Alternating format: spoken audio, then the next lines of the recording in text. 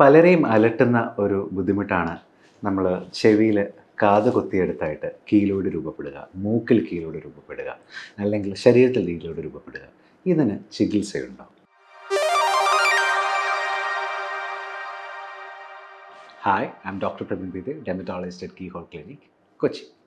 അപ്പോൾ എന്തുകൊണ്ടാണ് ഇങ്ങനൊരു കീലോയിഡ് ഡെവലപ്പ് ചെയ്യപ്പെടുന്നത്? അപ്പോൾ കീലോയിഡ് വരാനായിട്ടുള്ള കാരണം സ്പോണ്ടേനിയസ് ആയിട്ട് ഡെവലപ്പ് ചെയ്യാൻ പറ്റും. അതായത് പ്രത്യേകിച്ച് മുറിവുകളൊന്നും ഇല്ലാതെ ഡെവലപ്പ് ചെയ്യാൻ പറ്റും. അല്ലെങ്കിൽ ചെറിയ മുറിവുകൾ വരുന്ന സമയത്ത് ശരീരം ഉണങ്ങുന്നത് കുറച്ച് എക്സാജറേറ്റഡ് ആയിട്ട് സംഭവിക്കുകയും അവിടെ ഒരു ചെറിയ സ്കാറിന് പകരം വലിയൊരു സ്കാറായിട്ടുള്ള, വളരെ കട്ടി കൂടിയ ഒരു സ്കാറായിട്ടുള്ള കീലോയിഡ് ഉണ്ടാകാനും സാധ്യതയുണ്ട്.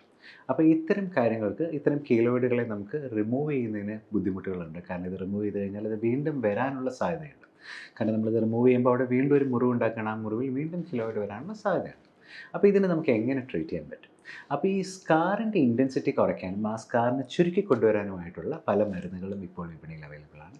അപ്പോൾ അതെപ്പോഴും നിങ്ങളൊരു ഡെർമറ്റോളജിസ്റ്റിനെ കണ്ടിട്ട് ഇഞ്ചെക്ഷൻസ് ആയിട്ട്, ഇൻട്രാലീഷണൽ ഇഞ്ചെക്ഷൻസ് ആയിട്ടും പെയിൻലെസ് ആയിട്ട് തന്നെ നമുക്ക് ആ കീലോയിഡിലേക്ക് അത് ഇഞ്ചെക്ഷൻ എടുക്കാനായിട്ട് പറ്റുന്നതാണ്. അപ്പം ഇത്തരം ഇഞ്ചെക്ഷൻസ് ചിലപ്പോൾ നിങ്ങൾക്ക് മാസത്തിലൊരിക്കലായിട്ട് കുറച്ചധികം തവണ എടുക്കേണ്ടതായിട്ട് വരാറുണ്ട്. അപ്പോൾ അതിന് റെസ്പോൺസ് വരാനായിട്ട് കുറച്ച് സമയം എടുക്കുന്ന ഒരു പ്രോബ്ലമാണ് കീലോയിഡ് എന്ന് പറയുന്നത്.